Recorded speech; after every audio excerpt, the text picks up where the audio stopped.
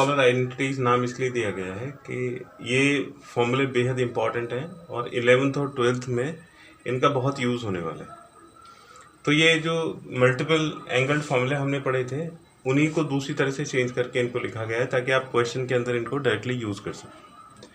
अगर आपको angle double करना है तो 2 sin थीटा cos थीटा इस तरह से यूज़ करेंगे, sin 2 थीटा हो जाएगा। इसी में अगर जैसे sin 2 theta is equal to, ये फॉर्मूला हमने पढ़ा था, sin 2 theta is equal to 2 sin theta into cos theta. तो आप देखिए कि ये एंगल हाफ हो रहा है, तो इसको हम दूसरी तरह से लिख सकते हैं। अगर 2 थीटा को x लिख देंगे तो थीटा की वैल्यू x/2 हो जाएगी और ये वाला फॉर्मूला बदल के हो जाएगा sin x is equal to 2 sin x/2 cos x/2। तो एंगल हाफ करने के लिए ये वाला फॉर्मूला यूज़ करेंगे। अब इसको देखिए कि इसको कैसे हम बनाएंगे। cos 2 थीटा का फॉर्मूला हमारे पास होता था 1 माइनस 2 साइन स्क्वायर थीटा। तो अगर हम 2 थीटा को x लिख देंगे तो थीटा x/2 हो जाएगा और ये 2 साइन स्क्वायर x/2 को लेफ्ट साइड में लगाइए तो ये 1 माइनस कॉस एक्स। तो 1 माइनस कॉस एक्स या 1 minus cos theta 2 sine square theta के इक्वल होता है। उसी तरह से अगर cos 2 थीटा का दूसरा फॉर्मूला देखें तो cos 2 थीटा होता है 2 cos square theta minus 1। 2 theta को अगर x लिख दिया जाए तो ये 2 cos स्क्वायर x/2 माइनस 1 हो जाएगा और 1 को इधर ले आओ तो 1 प्लस कॉस एक्स हो गया 2 cos स्क्वायर x/2। तो अगर 1 plus cos x 2 cos square x/2 है तो 1 प्लस कॉस थीटा हो जाएगा 2 cos स्क्वायर थीटा/2 और इन दोनों को डिवाइड कर दो तो 1 minus cos theta upon 1 plus cos theta, ये 2 से 2 कैंसिल हो जाएगा और ये tan स्क्वायर थीटा/2 के इक्वल आ जाएगा। इसका एक यूज़ हम स्क्वायर रिमूवल के लिए भी करते हैं। जैसे cos 2 थीटा का फॉर्मूला है 1 माइनस 2 साइन स्क्वायर थीटा। तो 2 साइन स्क्वायर थीटा को लेफ्ट साइड में लाइए, पॉजिटिव हो जाएगा और इसको उधर ले जाइए तो ये 1 माइनस कॉस 2 थीटा। तो अगर कहीं पे आपको स्क्वायर की रिक्वायरमेंट नहीं है या स्क्वायर आपको प्रॉब्लम कर रहा है क्वेश्चन को सॉल्व करने में, तो आप ये वाला फॉर्मूला लगा के और इसके स्क्वायर को रिमूव कर सकते हैं। इसी तरह से इसके दूसरे फॉर्मूले से cos स्क्वायर थीटा की वैल्यू आ जाएगी। जैसे यहाँ से अगर cos स्क्वायर थीटा की वैल्यू निकालोगे, ये देखो, तो ये 1 इधर जाके 1 प्लस कॉस 2 थीटा हो जाएगा और 2 इसके नीचे चला जाएगा तो cos स्क्वायर थीटा हो जाएगा 1 प्लस कॉस 2 थीटा/2। तो आपको ये फॉर्मूले इसी तरह से याद रखना है। इसको ध्यान रखें, मिलियन डॉलर आइडेंटिटी नाम इसलिए दिया गया है क्योंकि ये अगर आप ऐसे फॉर्मूले याद करोगे तो बहुत आसानी से क्वेश्चन सॉल्व होंगे।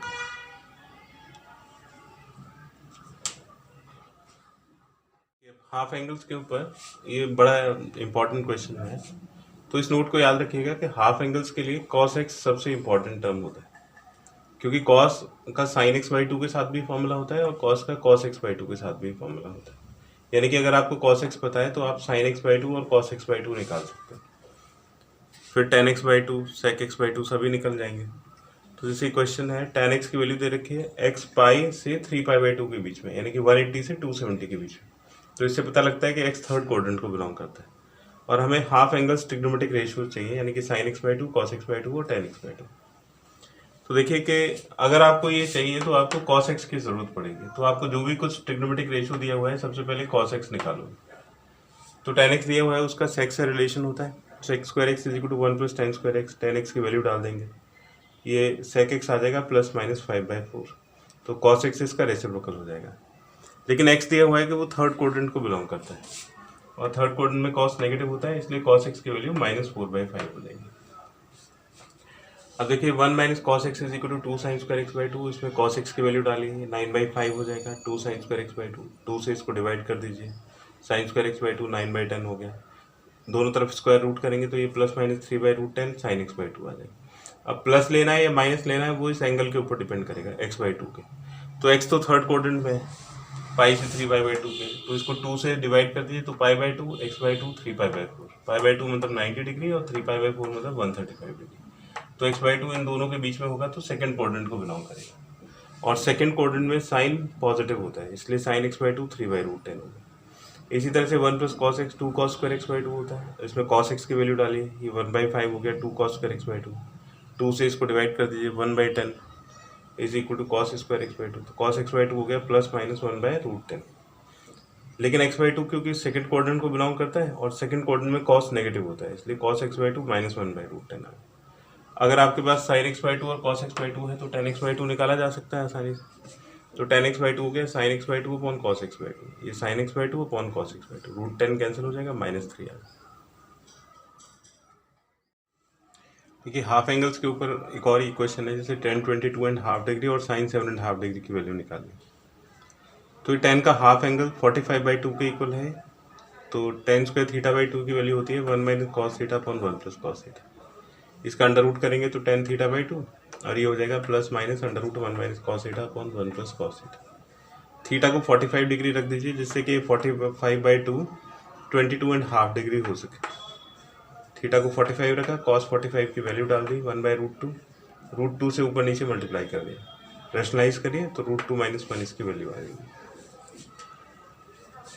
इसी तरह से इसके लिए sin 7.5 डिग्री के लिए sin θ/2 हमें चाहिए, तो ये फॉर्मूला लगाया 1 - cos theta = 2 sin square θ/2, sin square θ/2 हो जाएगा 1 - cos θ/2, तो sin θ/2 हो गया ±√1 - cos θ/2। 7.5 डिग्री के लिए थीटा को 15 डिग्री रख दिया, 15/2, तो थीटा को 15 डिग्री रख देंगे, cos 15 की वैल्यू निकालेंगे 60 - 45, ये √3 + 1/2 √2 आ जाएगी। फिर इसको 2√2 से ऊपर मल्टीप्लाई करिए तो 2√2, ये कट जाएगा √3 + 1 और नीचे 2 × 2√2 4√2 आ गया। फिर √2 से मल्टीप्लाई कर दीजिए तो ये 4 हो जाएगा, इसको √2 से मल्टीप्लाई करेंगे √6, ये √2 और इसको √2 से मल्टीप्लाई करेंगे 8, तो अंडर रूट 4 - √6 - √2 और 8 का अंडर रूट हो जाएगा 2√2, ये इसका आंसर है।